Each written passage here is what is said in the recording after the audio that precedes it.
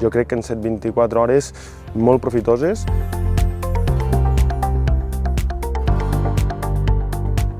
Ha estat superpositiva, he pogut reconnectar amb diferents models de negoci, noves idees per projectes d'innovació.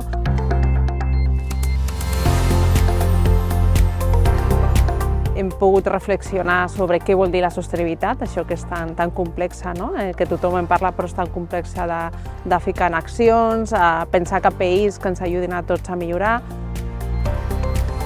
Fer productes més sostenibles, fer productes amb les etiquetes més netes, comunicar més al client i tot això que ens aporti un valor afegit a la restauració, als industrials.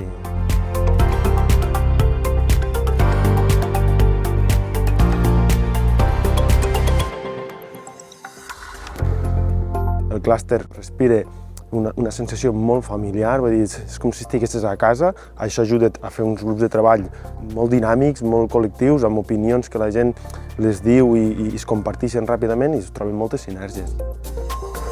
Formar part del clúster ens permet desenvolupar projectes d'innovació que tinguin un impacte positiu al sector que sols no seríem capaços.